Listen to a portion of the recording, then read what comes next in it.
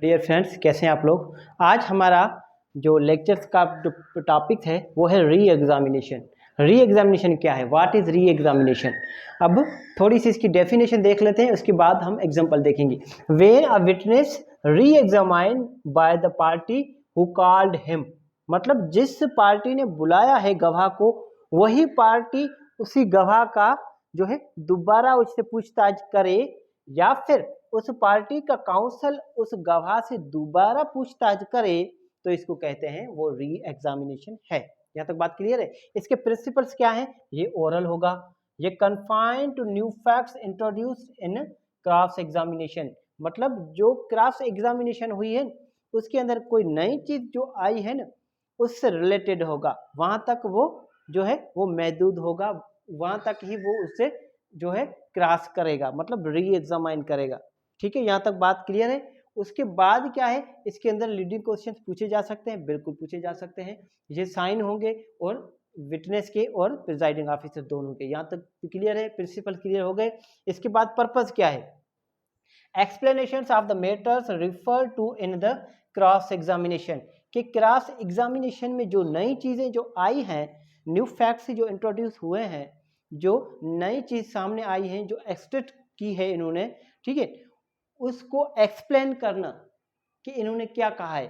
ठीक है, आ रही बात समझ में, उसको वजाहत देने के लिए री एग्जामिनेशन कंडक्ट की जाती है, कि इन्होंने जो जवाब दिया है ना, मतलब क्रॉस एग्जामिनेशन होती है ना हाँ या ना में होती है।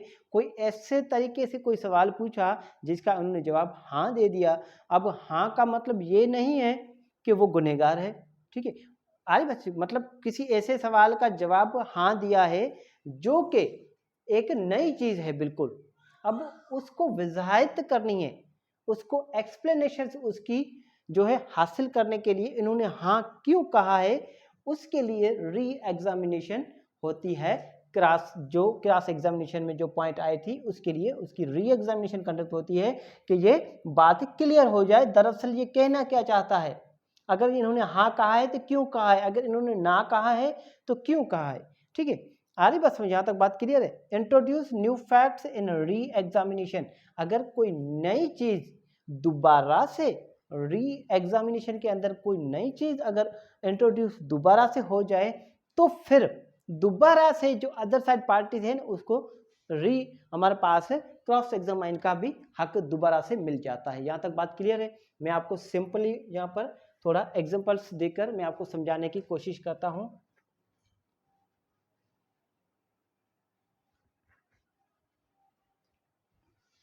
कि ए ने सूट फाइल किया किस पर, बी पर।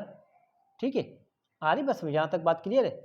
अब ए का विटनेस था कोई एक्स, फॉर एग्जांपल ये विटनेस किसका है, ए का विटनेस है। ठीक है, इसका क्या करवाया ए ने, हमारे पास examination in chief, examination in chief, मतलब इसकी चीफ करवाया। उसके बाद एक्स का क्या हुआ, हमारे पास बी ने क्या किया, क्रॉस एग्जामिनेशन किया, इसका क्रॉस एग्जामिनेशन हुआ। ठीक है, यहां तक बात क्लियर है। किसने किया क्रॉस एग्जामिनेशन, बी ने किया। अब इस क्रॉस एग्जामिनेशन के दौरान कोई न्यू फैक्ट्स आ जाएं, इंट्रोड्यूस हो जाएं, न्यू फैक्ट्स इंट्रोड्यूस हो गए। अब न्यू फैक्ट्स इंट्रोड्यूस हो गए तो इसके बाद ये पार्टी ए कहेगी कि मुझे री एग्जामिनेशन का राइट दिया जाए। किसका राइट दिया जाए, री एग्जामिनेशन। किसकी री एग्जामिनेशन,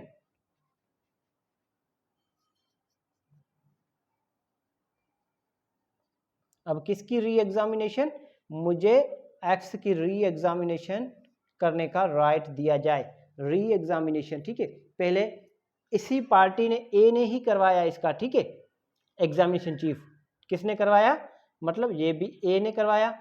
ठीक है, और इसका क्रॉस किसने किया, मतलब बी ने क्रॉस किया। बी ने क्रॉस किया तो फिर कोई ऐसी नई चीज आ गई हमारे पास, जो पहले हमारे पास जो है एग्जामिनेशन चीफ में नहीं थी, वो चीज क्रॉस एग्जामिनेशन में कोई न्यू फैक्ट्स इंट्रोड्यूस हो गया। तो अब वही पार्टी कहेगी कि मुझे ए को जो है एग्जामाइन करने की इजाज़त दी जाए वो एग्जामाइन करेगा, मतलब री एग्जामिनेशन करेगा। अपने गवाह से पहले गवाही जो इन्होंने पेश करवाई, ठीक है, उसी गवाह को दोबारा गवाही पेश करवाए, उसको कहते हैं री एग्जामिनेशन। आ रही बस में। अब ये दोबारा इसकी गवाही पेश हो रही है। अगर री एग्जामिनेशन के अंदर अगर कोई न्यू फैक्ट्स आ जाए दोबारा, ठीक है, कोई न्यू फैक्ट्स इंट्रोड्यूस हो जाए, तो फिर जो अदर साइड है ना उसको क्रॉस एग्जामिनेशन का राइट है। आ रही बात समझ में? मतलब किसको राइट है? बी को राइट है कि अब इनका एक्स का क्या करे, क्रॉस एग्जामाइन करे। यहाँ तक बात क्लियर, सिंपल है। मतलब री एग्जामिनेशन का मतलब क्या है, अगर सिंपल आप समझ लें कि री एग्जामिनेशन क्या होती है। री एग्जामिनेशन उसी पार्टी से दोबारा पूछताछ होती है, दोबारा उसका बयान रिकॉर्ड होता है। एक बार बयान रिकॉर्ड हुआ, उसके बाद अगर कोई नई चीज़ अगली पार्टी ने पेश करवा दी उससे, ठीक है, एक्स से, ठीक है, तो उसी एक्स का दोबारा जो है स्टेटमेंट रिकॉर्ड करवाना या फिर दोबारा उसकी गवाही पेश करवाना, एविडेंस पेश करवाना, इसी को ही हम कहते हैं कि री एग्जामिनेशन। यहाँ तक बात क्लियर है? बहुत सिंपल है। अगर फिर भी समझ में ना आए तो आप मुझसे पूछ सकते हैं। Thank you so much.